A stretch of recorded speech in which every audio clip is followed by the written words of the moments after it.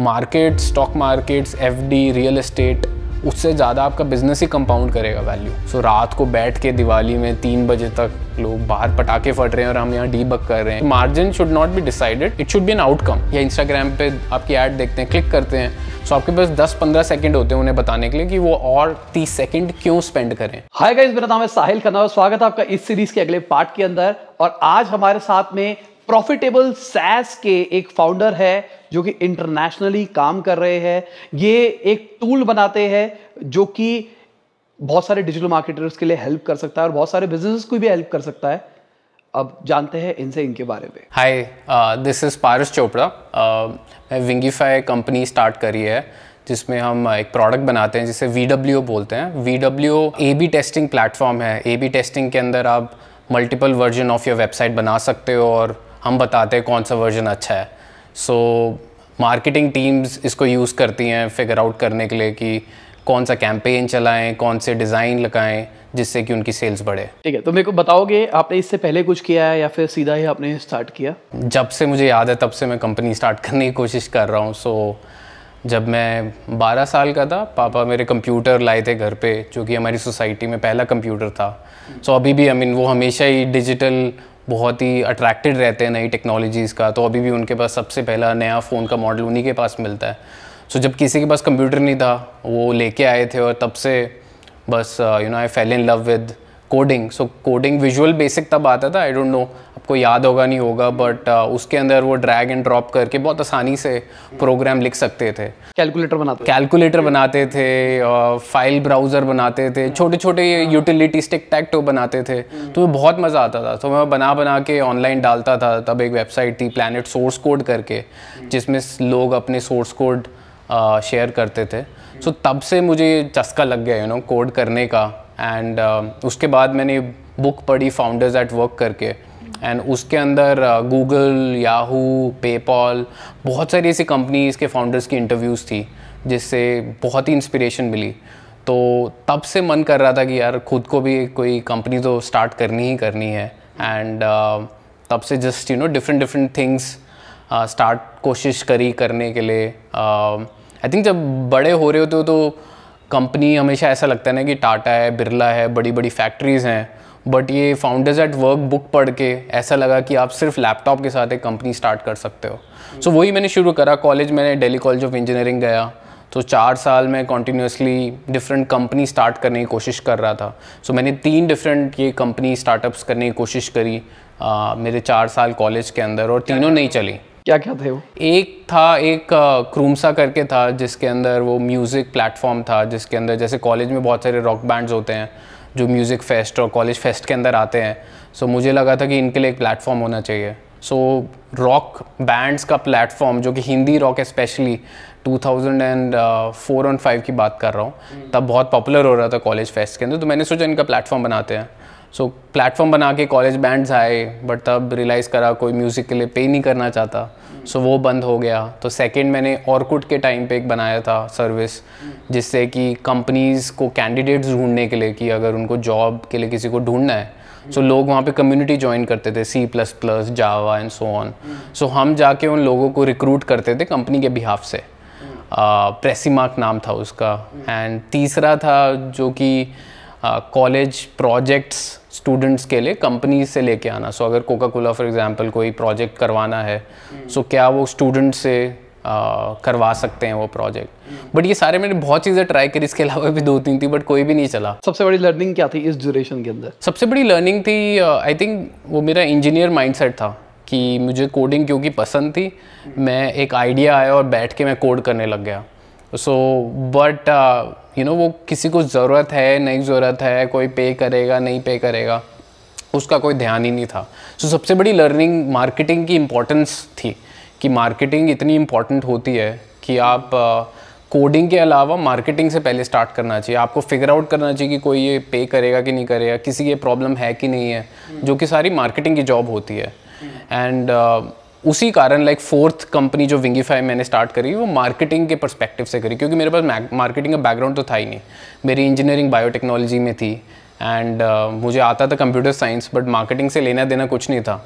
अब विंगीफाई जो स्टार्ट करा है वो बिल्कुल ही मार्केटिंग सॉफ्टवेयर हम बनाते हैं। वो इसीलिए बनाया क्योंकि मुझे लगा कि मार्केटिंग मेरे को नहीं आती बिल्कुल, मेरे 3 अर्लियर फेलियर्स थे।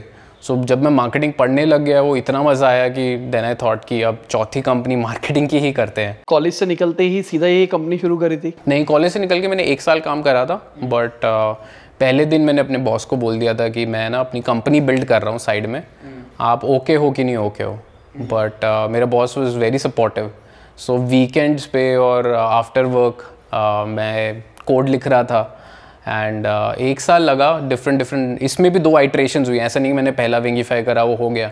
So the reason विंगीफाई name is different from VW is पहला मैंने कोड लिखा था 9 महीने बैठ के, बहुत ही बड़ा एक्सटेंसिव प्लेटफॉर्म बनाया था, वो बिल्कुल नहीं चला। वो इतनी चीज़ें थी कि लोग कंफ्यूज ही हो गए कि है क्या क्या क्या था वो उसमें। वो भी मार्केटिंग प्लेटफॉर्म था, तो मैं सब कुछ फीचर उसमें डाल रहा था। एनालिटिक्स डाल दिया मैंने उसमें, टारगेटिंग डाल दी, पर्सनलाइजेशन डाल दी, A/B टेस्टिंग डाल दी, लाइक जो आप मार्केटिंग के बारे में सोच सकते हो ना, मैंने उसमें डाला हुआ था। बट वो इतना कन्फ्यूजिंग बन गया कि लोग जब लॉग इन करते थे डैशबोर्ड पे एंड दे वर लाइक कि क्या है, मैं करूँ क्या फर्स्ट। सो तब मुझे किसी ने फीडबैक दिया कि एक चीज़ करो, और बट एक चीज़ वो इतनी अच्छी करो कि वो वर्ल्ड बेस्ट हो। एंड तब मैंने रियलाइज़ करा may be out of these 10-15 feature जो मैंने डाले हुए, एक A/B टेस्टिंग फीचर लेता हूँ और उसको बहुत अच्छा बनाता हूँ। तो वो VW में मैंने करी सिर्फ एक चीज़ एंड वो चल गई। So that was like you know the break जो VW को मिला एंड उससे वो इवेंचुअली ग्रो करा to what it is now. तो स्टार्टिंग में कस्टमर्स कैसे आ रहे थे? कोड तो मतलब मान के चल रहा हूँ स्टार्टिंग में तो कोई कॉस्ट ही नहीं है कि आप खुद ही बना रहे हो, होस्टिंग की एक नॉमिनल सी। हाँ, तो लिनोड का एक $20 का सर्वर और $10 का वो डोमेन, वही मेरी इन्वेस्टमेंट है। तो मैं जाके एक फोरम है हैकर न्यूज़ जो कि बहुत पॉपुलर है प्रोग्रामर्स में, सो वहाँ पे मैं बहुत ही हैंग आउट करता था। तो वहाँ पे लोग आते हैं, डिस्कस करते हैं अपने प्रोजेक्ट्स, डिस्कस करते हैं न्यू टेक्नोलॉजी। सो मैं वहाँ बहुत एक्टिव था। सो जब मैं वो पहला वर्जन विंगीफाई का लिखा, मैंने वहाँ वो पोस्ट करा, सो लोगों ने ट्राई करा, वहाँ से मेरे को 20-30 यूज़र मिले फर्स्ट प्लेटफॉर्म के, जिन्होंने फीडबैक अल्टीमेटली दिया कि बहुत कन्फ्यूजिंग है। अगर मैं वो नहीं करता तो मेरे को इनिशियल फीडबैक भी नहीं मिलता। बट वो 20-30 फिर वो लोग मेरे अच्छे दोस्त बन गए, फीडबैक देने लग गए। तो उसके बाद जो मैंने A/B टेस्टिंग का बनाया, वहाँ पे उन्होंने बहुत अच्छा फीडबैक दिया और बोला कि इसको आगे परस्यू करना चाहिए। और तब मैंने वो जॉब छोड़ी। ठीक है, तो पे कर रहे थे वो? फ्री था, बट आई थिंक तब वो पेमेंट इतनी ज़रूरी नहीं थी जितना लोगों का ध्यान और फीडबैक ज़रूरी था। बिकॉज कोई आपके प्रोडक्ट को यूज़ कर रहा है, आपसे बात कर रहा है, आपको फीडबैक दे रहा है, आई थिंक बहुत ही अर्ली ऑन, तो that is way more important. मतलब उससे ज़्यादा क्या होगा, कोई आपको अपना टाइम दे रहा है जिसको आप जानते नहीं हो। आई मीन फ्रेंड्स तो दे देते हैं आपको, बट अगर कोई इंटरनेट पे कोई जिसको जानते नहीं हो आपका प्रोडक्ट यूज़ करके आपको फीडबैक दे रहा है, आपको कोचिंग दे रहा है, वो मेरे लिए बहुत इंपॉर्टेंट था। तो VW भी काफ़ी टाइम तक मैंने फ्री रखा हुआ था, फ्री बीटा, जिसके अंदर मैंने लिखा हुआ था इनवाइट ओनली। जैसे जीमेल था कि जीमेल जब लॉन्च हुआ था आप साइन अप नहीं कर सकते थे, आपको इनवाइट कोड चाहिए था। सो मैंने भी एक्सक्लूसिविटी क्रिएट करी थी अर्ली ऑन कि आपको एक इनवाइट कोड चाहिए। सो लोग लिखते थे कि मेरे को A/B टेस्टिंग क्यों करनी है, और जिसको सबसे ज़्यादा ज़रूरत थी मैं उसको इनवाइट कोड देता था। एंड मैंने जॉब छोड़ी जब मेरे को इतनी सपोर्ट रिक्वेस्ट आने लग गई कि मैं मेरे दिन में सो ही नहीं पा रहा था मैं 3-4 घंटे। तो तब मेरे को रियलाइज़ हुआ कि अगर इतने लोग फ्री में यूज़ कर रहे हैं और मेरे से सपोर्ट मांग रहे हैं, तो इसमें से कुछ एक माइनर परसेंटेज तो एटलीस्ट इसको पे कर देंगे। एंड और मेरा गोल भी बहुत सिंपल था। मैं तब 50,000 रुपये कमाता था अपनी जॉब में, और मुझे बिकॉज मैं इतनी बार फेल हुआ था, मेरा अब गोल था कि मेरे को सिर्फ अपनी जॉब रिप्लेस करनी है by earning by myself. So मेरे लिए अगर मैं 50,000 कमा लेता VW से तो वो सक्सेस होता। एंड सो पहले महीने ही जब मैंने पेड पैच लॉन्च करा तो उसमें आई थिंक मैंने 2 लाख कमाए। तो वो बहुत ही मेरे लिए सही था। लाइक अगर उसके ऊपर भी VW ग्रो नहीं करता, मेरे लिए वो सक्सेस था। पहले पैसे आने के बाद जॉब छोड़ी या पहले? नहीं, पहले मैंने जॉब छोड़ी जब बहुत सारी सपोर्ट रिक्वेस्ट आने लगी थी। सो फ्री आ रही थी ना, 1000 फ्री यूज़र थे तब। ठीक है। और बट वो बोल रहे थे ये बनाओ, मेरा ये नहीं चल रहा, ये फीचर। सो बट वो टाइम बहुत इन्वेस्ट कर रहे थे। सो मेरा सोचना यही था कि अगर कोई अपना इतना टाइम इन्वेस्ट कर रहा है, और ये कंज्यूमर ऐप नहीं था। सो कंज्यूमर ऐप के अंदर लोग जनरली पे नहीं करते। मुझे पता था देन कि बेस कैंप और 37 सिग्नल्स वो SaaS का पाइनियर थे एंड दे वर चार्जिंग $50 $60। सो मुझे पता था कि अगर आप बिजनेस का कोई यूज़फुल टूल बनाते हो लोग पे करते हैं। सो अगर 1000 लोग इतनी रिक्वेस्ट दे रहे हैं तो मुझे लगा था कि इनमें से मे बी 20-30 तो एटलीस्ट पे कर देंगे। सो वो लीप ऑफ फेथ ही था, बट आई थिंक रेट्रोस्पेक्ट में हाँ चल गया कि 20-30 एटलीस्ट 50 लोगों ने पे करा फर्स्ट मंथ एंड 2 लाख रुपए टाइप्स कमाए। एंड उसके बाद जस्ट डबल ही होता रहा बहुत टाइम तक। एंड हाँ तब just took a trajectory of its own. तो घर वालों ने स्टार्टिंग में प्रॉब्लम नहीं करी कि तू कमा रहा अच्छा खासा, क्या घुस रहा है इस चीज़ में, क्या कर रहा है क्या नहीं कर रहा? आई थिंक घर वालों को पता चल जाता है, जो एंटरप्रेन्योर टाइप होता है ना वो किसी की सुनता नहीं है। सो एंड वो सिर्फ तभी नहीं होता ना जब आप बोलते कि मैं कंपनी स्टार्ट करना। आई थिंक वो बचपन से ही आपका पैटर्न घर वाले नोटिस करते हैं कि जब मैंने इंजीनियरिंग का टाइम था, कंप्यूटर साइंस की जगह मैंने बायोटेक्नोलॉजी ले लिया बिकॉज मुझे लगता था कि मेरे को सब कुछ आता है कंप्यूटर साइंस के बारे में, तो मैं कुछ नया लूँ। सो बचपन से अगर आपका पैटर्न होता है कि जब आप नहीं सुन रहे हो घर वालों की, सो वो होप छोड़ देते हैं कि इसको जो करना है करेगा। बट आई थिंक उन्हें पता था कि मैं इतना तो कमा ही लूँगा कि जितनी मैं जॉब कर रहा हूँ। सो दे वर ओके। तो ग्रोथ में स्टार्टिंग में क्या क्या चैलेंजेस आए? मेरे लिए again like I was saying कि मार्केटिंग में मैंने डे 1 से फोकस करा था। सो इस बार अनलाइक पहले जो प्रोजेक्ट मैंने करे थे जिसके अंदर सिर्फ कोड लिख रहा था, VWA A/B टेस्टिंग टूल वाले में डे 1 से मैंने मार्केटिंग पे बहुत ध्यान दिया, विच मीन्स कि मैं बहुत आर्टिकल्स लिख रहा था, केस स्टडीज़ लिख रहा था। एंड इनफैक्ट जब मैंने स्टार्ट करा तब A/B टेस्टिंग के बारे में इंटरनेट में बहुत कुछ नहीं था। सो अभी भी अगर आप जाके देखो गूगल पे A/B टेस्टिंग लिखो, हमारे रिजल्ट 2nd एंड 3rd है फ्रॉम लाइक 12 ईयर्स बैक। सो बहुत ही लाइक जैसे बोलते हैं ना ओरिजिनल कंटेंट, सीड कंटेंट, जो नए टॉपिक पे बहुत मैंने लिखा। सो एज सच डिमांड में कभी डिफ़िकल्टी नहीं रही है हमारे को, बिकॉज मार्केटिंग में ध्यान स्टार्टिंग से था। सो इनफैक्ट हमने सेल्स टीम भी 4थे या 5वें साल में बनाई है, बिकॉज मार्केटिंग लीड्स खुद इतनी आ रही थी, खुद ही कन्वर्ट हो रही थी विदाउट टॉकिंग, विदाउट कॉलिंग, कि कभी प्रोडक्ट पुश नहीं करना पड़ा उस हिसाब से। So growth challenges as such marketing के साइड पे नहीं थे। आई थिंक जो भी चैलेंज था वो यही था कि मैं 21-22 साल का था, जो बाहर कहीं काम नहीं कर रहा था। सो एज सच एक्सपीरियंस नहीं था। सो बहुत सारी चीज़ें खुद ही लर्न करनी पड़ी। एंड ऑल्सो हम बूटस्ट्रैप हैं जिसमें हमारे पास कोई फंडिंग नहीं थी, तो कोई मेंटोर नहीं है, कोई VC बताने वाला नहीं है। सो बहुत सारी चीज़ें खुद ही करनी पड़ी थी सोच के कि क्या ठीक है गलत है। सो उस चीज़ को आप चैलेंज बोल सकते हो कि फॉर्मल बिजनेस एजुकेशन नहीं है, इंजीनियरिंग है। सो बहुत सारी चीज़ें ऑन द ग्राउंड सीख के फिगर आउट करनी पड़ी। बट वो बहुत गुड एंड बैड है, I don't think it's bad.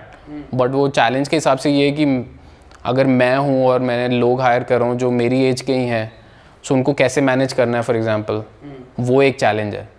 वो फिर बुक पढ़ के आपको फिगर आउट करना है कि क्या सही है क्या गलत है, बिकॉज एक्सपीरियंस नहीं है, राइट। स्टार्टिंग में अकेले ही काम कर रहे थे या टीम भी हायर करनी शुरू कर दी थी? सो पहला वर्जन जो है कोड का वो मैंने खुद ही लिखा था, बट साथ साथ में मैंने डिफरेंट फ्रेंड से बात करनी स्टार्ट कर दी थी।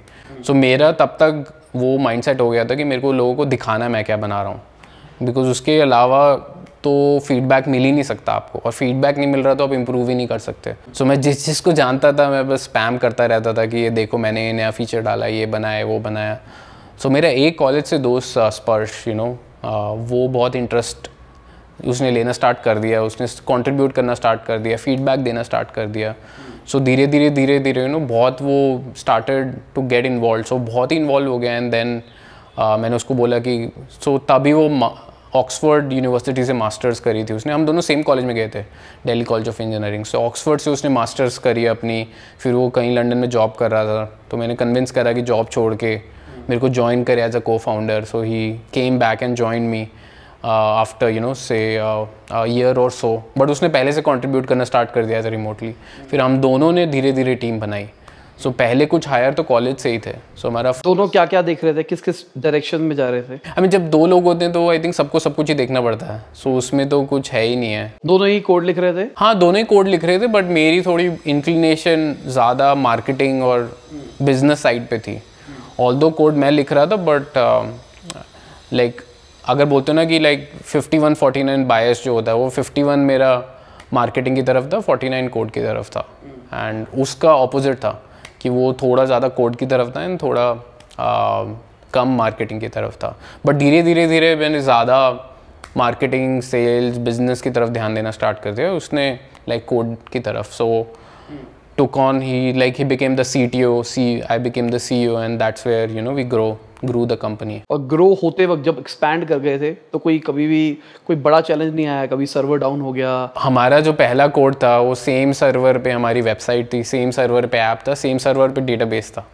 सो बिकॉज अगेन ना स्पर्श ने ना मैंने कहीं पे ऐसे काम करा था जहाँ बहुत स्केल्ड अप सॉफ्टवेयर हो, राइट? हमें पता ही नहीं था कि आप अलग अलग चीज़ें भी ये सर्विसेज डाल सकते हो. सो लिटरली एवरीथिंग हमने जॉब पे ही सीखा है. लाइक पहली बार जब वेबसाइट डाउन गई तो डेटाबेस भी डाउन हो गया, ऐप भी डाउन हो गया, तब चमका कि आप इस चीज़ों को अलग अलग भी कर सकते हो. सो ऐसी तो इनफाइनाइट चीज़ें हैं कि कितनी हमने चीज़ें, लाइक आई रिमेंबर दिवाली वाले दिन हमारे सर्वर डाउन हो गए थे, एंड बिकॉज हमारा कोड कस्टमर की साइट पे डलता था और तब सिंक्रोनस जावास्क्रिप्ट होती थी, जिसका मतलब है जब हमारी जावास्क्रिप्ट लोड नहीं हुई तो पेज भी लोड नहीं होगा. तो तब लाइक हमारी कस्टमर्स की साइट कुछ टाइम के लिए लोड होनी बंद हो गई थी और वो बहुत स्केरी था, बिकॉज आप कुछ नहीं कर सकते हो. आप कस्टमर्स को कॉल करके ये थोड़ा बोलोगे कि आप हमारा कोड हटा दो. हमारे कस्टमर्स भी पूरे वर्ल्ड वाइड है. सो रात को बैठ के दिवाली में 3 बजे तक लोग बाहर पटाखे फट रहे हैं और हम यहाँ डीबग कर रहे हैं कि क्या रॉन्ग है एंड क्या नहीं है. बहुत चीज़ें लोगों ने डीडॉस करने की कोशिश करी. हाँ, तो scaling has been quite an effort. बहुत चीज़ें सीखी ऑन द वे. इसके अलावा कोई और भी रहा कि जैसे अभी आपने बताया कि जब स्केल कर रहे थे तो सबको अलग अलग करना एक चीज़ सकी, कभी कोड भी फटा कि जब स्टार्टिंग में कोड लिखा था तो सोचा ही नहीं था कि इतना बड़ा स्केल हो सकता है, जैसे ही लोड बढ़ना शुरू हुआ तो फिर पता लगा यार स्क्रैच से दोबारा से कोड बनाना चाहिए? हमने तो बहुत बार बदला है कोड. हमने पूरी आई थिंक ऐप हमारा 3-4 बार तो रीराइट करा ही होगा. एंड आई थिंक वो हर 2 साल में आपको करना पड़ता है कि जब आपकी स्केल इंक्रीज़ होता है. एंड तो बहुत वो तो कॉन्टीन्यूसली प्रोसेस है, आप उसके अलावा तो स्केल कर ही नहीं सकते हो. बट आई थिंक वो भी है कि इनिशियली अगर हम लाइक ये भी नेसेसरी जर्नी है, क्योंकि आप सीखते कैसे, आप डे 1 पे ओवर इंजीनियर तो कर ही नहीं सकते. आपको जब लोड आएगा सर्वर्स पे, सॉफ्टवेयर पे, आप तभी इम्प्रूव कर सकते हो. नहीं तो वो ओवर इंजीनियरिंग हो जाएगी और पता चले प्रोडक्ट ही नहीं चला और सब ये एफर्ट वेस्ट गया. और टेक्नोलॉजी कैसे स्विच करी? स्टार्टिंग से एक ही टेक्नोलॉजी है? स्टार्टिंग तो एक PHP था, लाइक PHP लंबा सा फाइल जिसके अंदर सब कुछ लिखा हुआ है. एंड आई थिंक हमारे अगर टीम देख रही होगी पुराने एम्प्लॉयज़, उनको पता चलेगा कितने इफ़ देन एल्स लगाए थे कंडीशंस हैंडल करने के लिए. पूरी कोड ही उसके अंदर हमने ये डिफरेंट कंडीशंस हैंडल करी हुई थी. अभी तो पूरा ही डीकपल्ड है. Services architecture, multiple languages use होती हैं. अब तो बहुत डिफरेंट, अब तो 12 साल हो गए हैं तो अब तो बहुत डिफरेंट है. बट स्टार्टिंग में PHP था, धीरे करके सब कंपोनेंट्स को डिफरेंट सर्विसेज पे मूव करा. अगर कोई हमको देख रहा है, कोई अपना टेक प्रोडक्ट बिल्ड करना चाहता है किसी भी इंडस्ट्री के अंदर, तो आप उसको टेक्नोलॉजी कौन सी रिकमेंड करोगे? कि अगर वो इनिशियली अगर एक टेक्नोलॉजी लेना चाहे तो कौन सी ले? या आप ऐसा भी एग्जांपल दे सकते हो, अगर आपको ये वाला काम करना है तो उसके लिए आप ये टेक्नोलॉजी लो तो बेटर है, ये वाला काम करना है तो ये टेक्नोलॉजी लो तो बेटर है. सो जब हमने स्टार्ट करा तब तो इतनी सर्विसेज नहीं थी. आपके पास लाइक वर्चुअल प्राइवेट सर्वर होते थे, खुद का ही सर्वर आपको बिल्ड करना पड़ता था, खुद ही लाइब्रेरीज इंस्टॉल करो. बट आई थिंक अभी तो इतनी क्लाउड सर्विसेज आ गई हैं कि सबसे ज़्यादा इंपॉर्टेंट तो अगर कोई टेक प्रोडक्ट बिल्ड कर रहा है is to save time and effort. So I think कभी कभी इंजीनियर्स को लगता है कि वो सब कुछ खुद ही लिखें, वो मज़ा आता है ना, वो मज़े वाली प्रॉब्लम है. बट मेरी तो एडवाइस बिल्कुल ऑपोजिट होगी कि आपको हर चीज़ अगर आप थोड़ा सा पैसा दे करके सिंप्लीफाई कर सकते हो कि cloud services specially like Google cloud या AWS and so on, so जितना आप मिनिमाइज़ कर सकते हो time to get a product to the market and start collecting feedback, कि फीडबैक के लिए आपको सबसे मिनिमाइज टाइम करना चाहिए. सो जितना आप फास्ट वो कर सकते हो उतना अच्छा है. सो इंस्टेड ऑफ कि आप बिल्कुल ही स्क्रैच से चीज़ें लिखो और 6-7 महीने लगा दो बेसिक चीज़ों के लिए, जिसके लिए आप गूगल क्लाउड पे या AWS पे $10-20 दे के सर्विसेज ले सकते हो, वो करना चाहिए. सो मेरी तो एडवाइस यही होगी, क्लाउड सर्विसेज पे जाओ. इतना एडवांस हो चुका है that you don't have to think about anything else. और फिर भी सबको जोड़ने के लिए अगर कोई टेक्नोलॉजी चाहिए तो मतलब लॉजिकली मैं ऐसा पूछ रहा हूँ कि उसको PHP यूज़ करना चाहिए, React? अभी तो even like no cloud platform जिसे PaaS बोलते हैं, प्लेटफॉर्म एज ए सर्विस, वो भी बहुत आ गए हैं. So something like Firebase for example, उसके अंदर तो आपको कोड करने की भी ज़रूरत नहीं है, मिनिमल कोड करने की ज़रूरत है.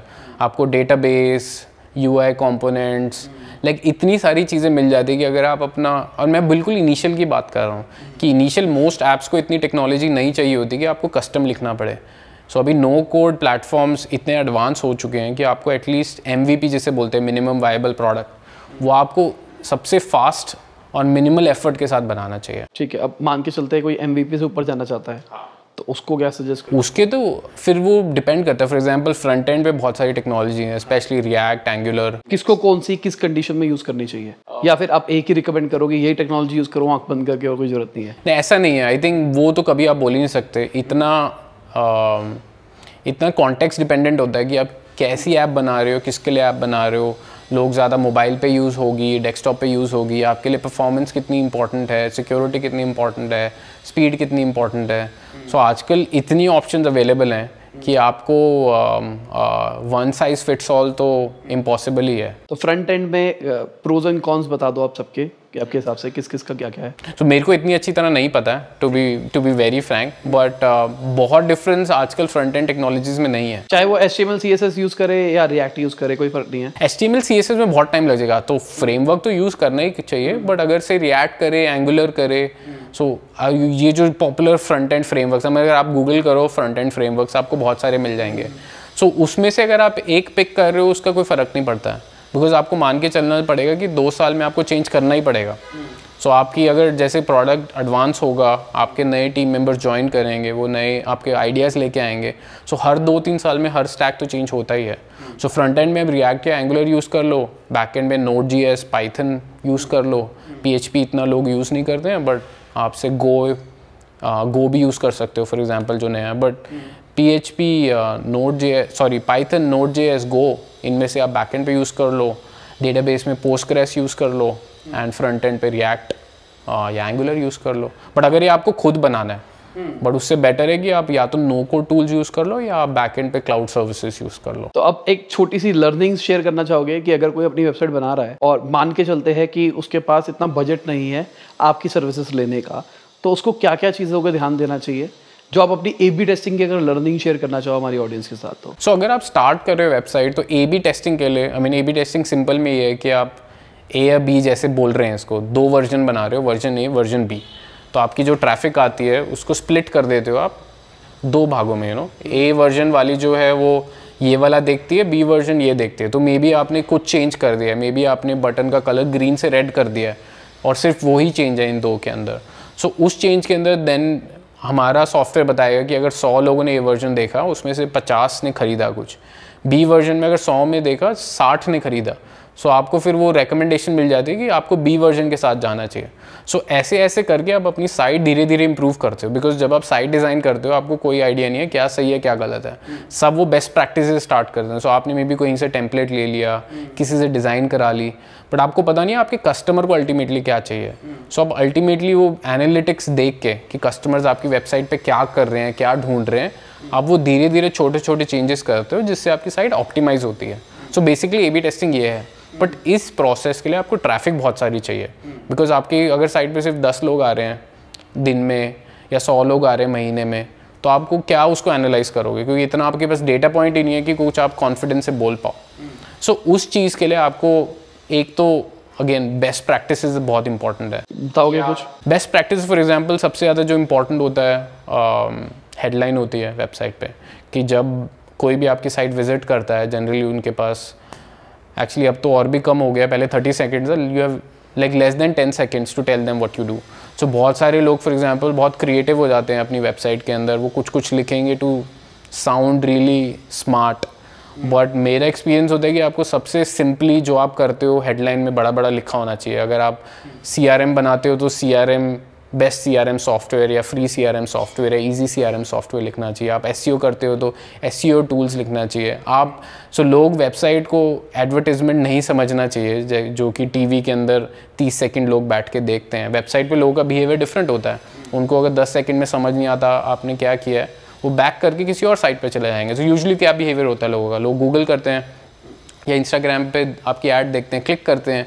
सो आपके पास 10-15 सेकंड होते हैं उन्हें बताने के लिए कि वो और 30 सेकंड क्यों स्पेंड करें। सो वही आपको वेबसाइट को देखना पड़ता है कि डिफरेंट लेवल्स के अंदर कि पहले 5 सेकंड 10 सेकंड में क्या आप बता पा रहे हो। सो इसके लिए बहुत सारे टूल्स हैं। वो सिर्फ 10 सेकंड के लिए आपकी साइट का स्क्रीनशॉट फ्लैश करेंगे and then they ask you कि आप इससे क्या समझे। सो आप ऐसा फीडबैक लोगों से ले सकते हो। अगर 10 सेकंड में लोगों को आपको समझ नहीं आ रहा है कि आप क्या करते हो, तो वो वेबसाइट आपको चेंज करनी चाहिए, आपको हेडलाइन में कुछ डालना चाहिए। नाम क्या है साइट का? इसको अगर 5 सेकंड यूजेबिलिटी टेस्ट लिखोगे तो आपको वो मिल जाएगा ऑनलाइन। ठीक है, तो बेसिकली वो क्या हो रहा है, मेरी वेबसाइट का स्क्रीनशॉट लेके और लोगों को दिखा रहे हैं, और लोगों को दिखा रहा है, बट 5 सेकंड के लिए फीडबैक कलेक्ट करने के लिए पूछेगा कि आप इससे क्या जानते हो। क्योंकि आपके पास ट्रैफिक नहीं है तो आपको दूसरे लोगों के से ऐसे ही फीडबैक कलेक्ट करना पड़ेगा।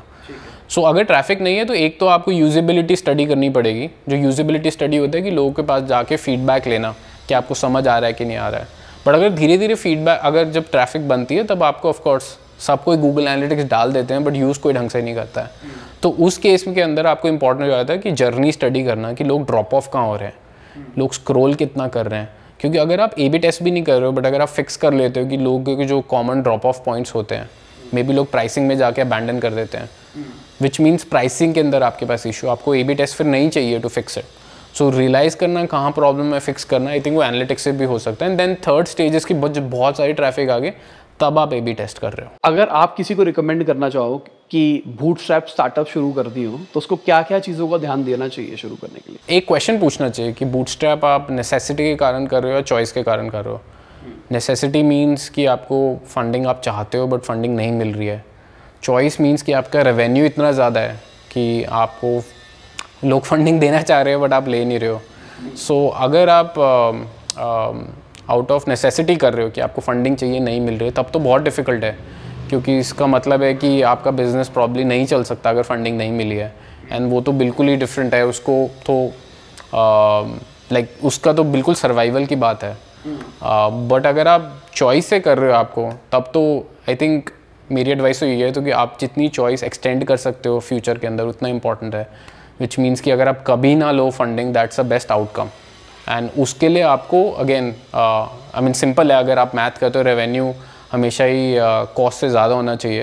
एंड वो माइंडसेट की बात होती है, और माइंडसेट के अंदर उस हिसाब से कॉस्ट सबसे ऊपर आ जाता है एंड रेवेन्यूज़ के बाद आता है। जनरली VC फंडेड कंपनीज में ऑपोजिट होता है, बिकॉज उनका द होल थिंग इज़ कि आपको बार बार फंडिंग रेस करनी है और कॉस्ट तो आपकी कवर हो जाएगी।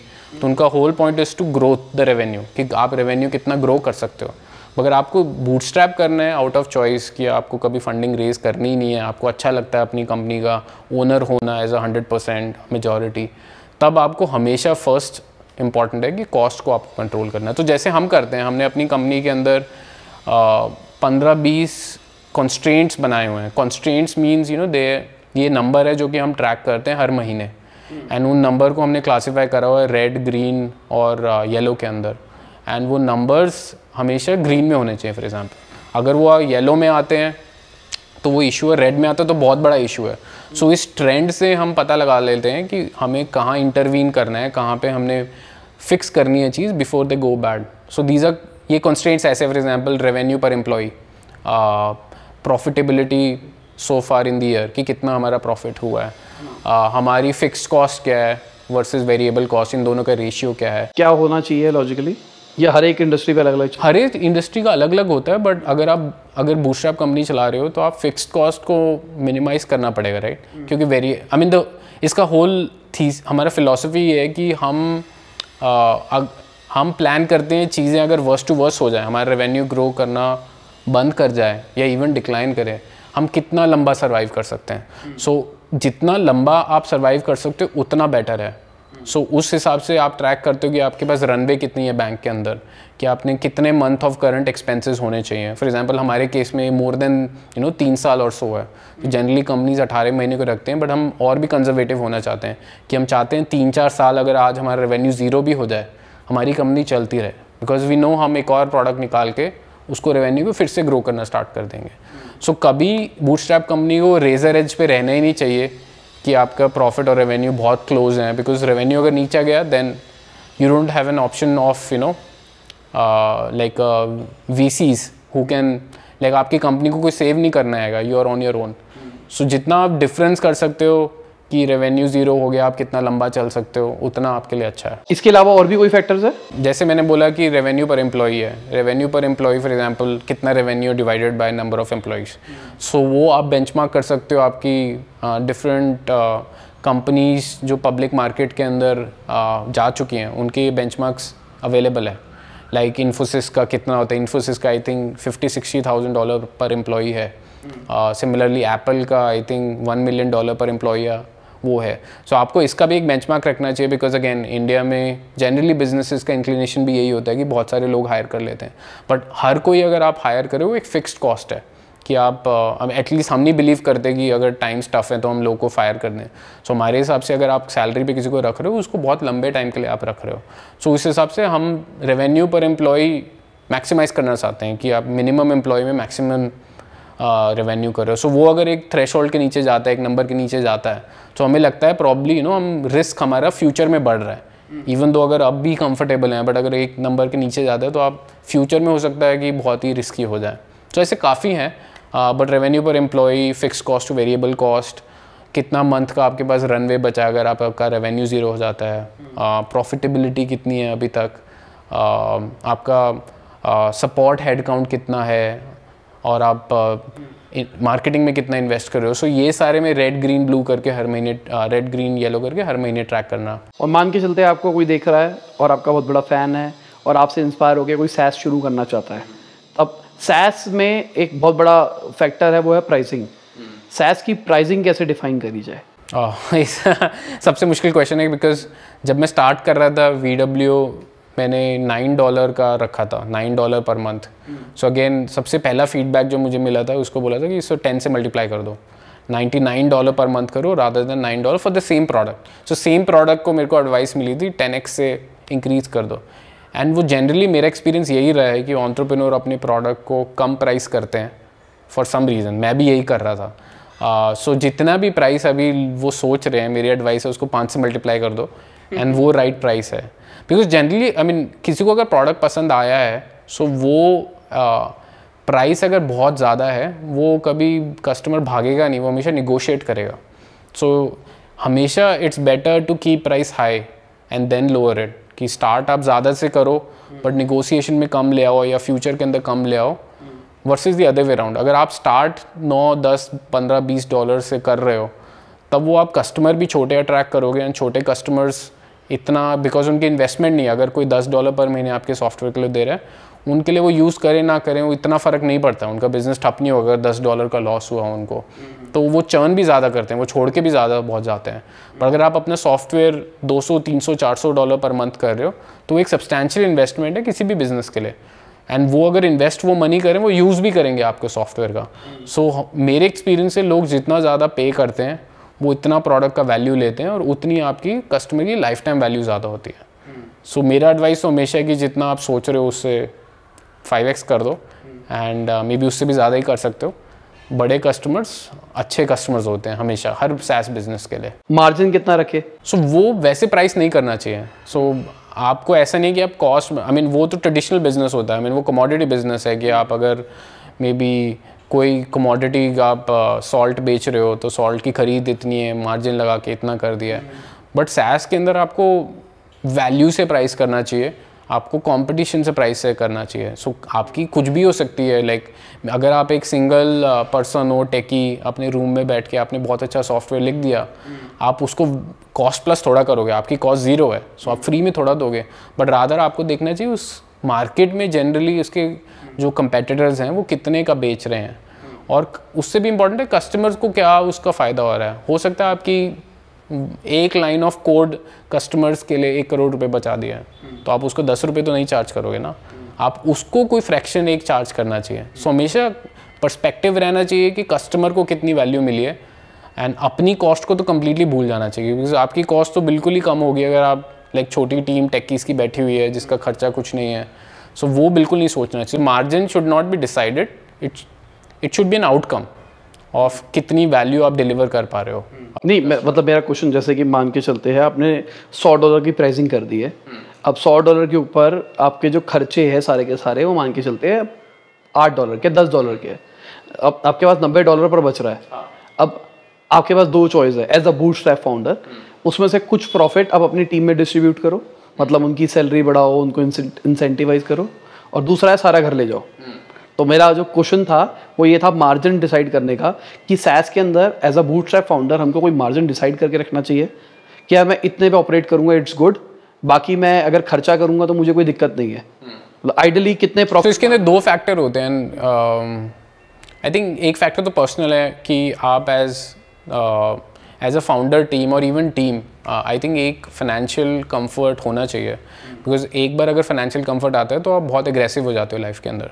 सो मैं वो एडवाइस में बिलीव नहीं करता जो जो बहुत सारे वीसीज बोलते हैं कि फाउंडर्स को अपनी सैलरी नहीं लेनी चाहिए या वो बहुत ही मिनिमम सैलरी पे ऑपरेट करना चाहिए and so on and so fourth. I think अगर एक मिनिमम आपको जितना आपको फाइनेंशियल कंफर्ट देता है उतना आपको कंपनी से निकालना चाहिए, बट रेस्ट आपको इन्वेस्ट करना चाहिए जिसमें आप देख रहे हो कि इन्वेस्टमेंट अपॉर्चुनिटी क्या है। I mean again there is a difference between like investing for burning money. So आपको मनी बर्न नहीं करनी है कि आप ऐसी एडवर्टाइजिंग कर रहे हो कि जिसका कोई फ़ायदा नहीं हो रहा है, आप एक्सपेरिमेंट्स कर रहे हो बहुत सारे जो कि बहुत ही रिस्की हैं।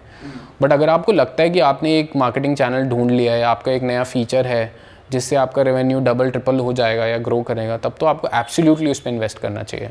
सो मेरी प्रायोरिटी ये होती है कि सैलरी उतनी लो जितना आपका कंफर्ट लेवल हो, बहुत कम नहीं बहुत ज़्यादा भी नहीं, बट जितना आपका कंफर्ट लेवल हो। मे बी अगर आप बाहर जॉब करते हो उससे आप 1.5x 2x 3x ले लो, जो कि आपको लगे कि अब मेरी बूटस्ट्रैप कंपनी चल गई है, मेरे को फ़ायदा हो रहा है, मेरी life is more comfortable than कि जब मैं जॉब करता होता। पर उतनी ले ली। उसके अलावा आपको कॉन्टीन्यूसली बिजनेस में यू शुड फाइंड कि आपको कहाँ आप इन्वेस्ट कर सकते हो। बाकी रिजर्व्स रखो, ऐसा नहीं कि आपने अगर मार्जिन आपका 50% बचा आप सब उड़ा दिया इन एक्सपेरिमेंट्स, या 50% बचा घर ले गए, वो घर ले जाके करोगे क्या आप? अगर आपकी लाइफ चल रही है बूटस्ट्रैप एंड सैस में तो स्पेशली आपका रेकरिंग रेवेन्यू है, विच मीन्स कि आपको गारंटीड है almost unless it's very drastic कि आपको आएगा नेक्स्ट महीने भी उतना रेवेन्यू, उसके नेक्स्ट महीने भी आएगा।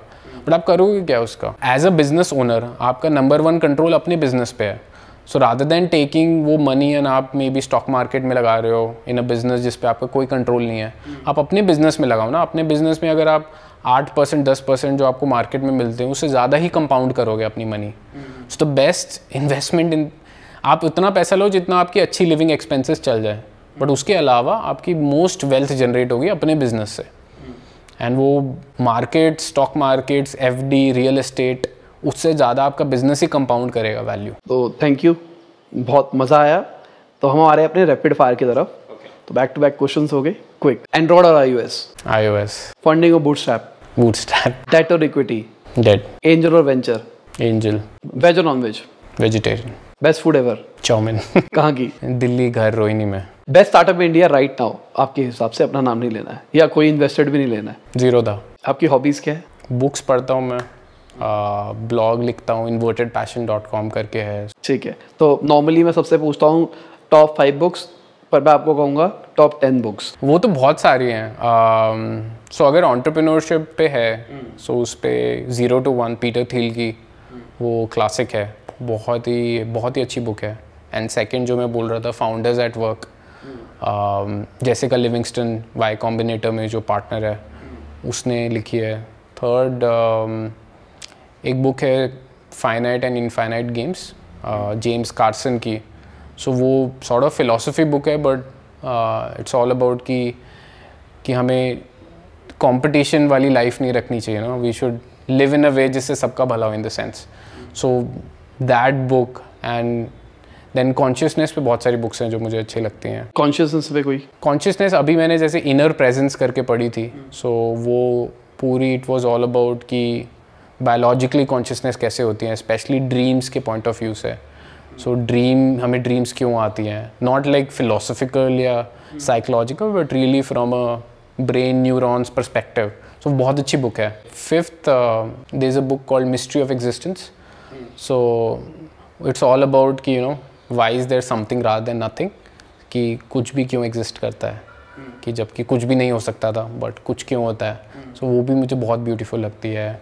Brief history of time, Stephen Hawking की, again it's like the first book I read and I have read it like 7-8 times. It's all about black holes, time, gravity.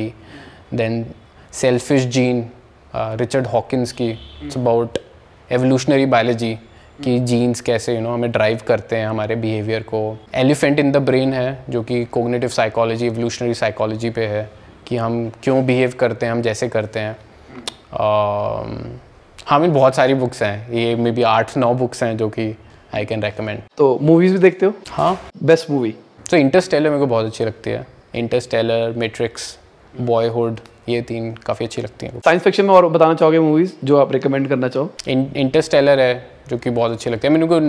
Christopher Nolan की सारी ही अच्छी लगती हैं। Then से Prestige जो है वो भी बहुत अच्छी है। Web series? अभी बिग बैंग थ्योरी देखा है, तो वो फन है, it's like a light heart. किसी भी कैटेगरी में हो सकता है, जरूरी नहीं है कि साइंस फिक्शन में बताना है। मैं इतना नहीं देखता, सो जस्ट जनरली 1-2 देखे हैं जो कि अच्छे लगे हैं। तो ठीक है, थैंक यू।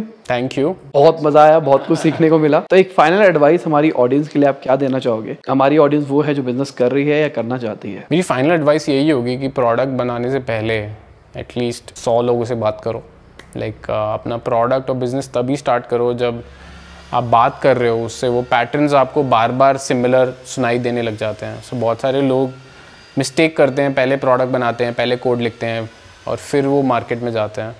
बट मेरी एडवाइस इज़ कम्प्लीटली उल्टा, कि आप पहले लोगों से फीडबैक लेना स्टार्ट करो, उनसे समझो उनकी प्रॉब्लम्स क्या है। सो जब आपको कोई पैटर्न दिखाई देने लग जाता है कि ये बंदे की ऐसी टाइप ऑफ प्रॉब्लम है और वो आप 7-8 बार सुन लेते हो, तब आप अपना बिजनेस स्टार्ट करो, नहीं तो मत करो। बिकॉज इट्स वे चीपर कि आप कॉन्वर्सेशंस पे ही अपना आइडिया फेल कर दो वर्सेस 2-3 साल लगा के फिर रियलाइज़ करो कि आइदर स्केल नहीं कर सकता है, आइडिया सही नहीं है, कोई पे नहीं करता। तो इसी के साथ ये वीडियो खत्म होती है। उम्मीद करता हूं आपको मजा आया होगा।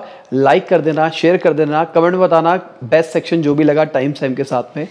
बाय, गुड नाइट, शब, खुदा हाफिज़, गुड मॉर्निंग, गुड आफ्टरनून, जब भी आप वीडियो को देख रहे हैं।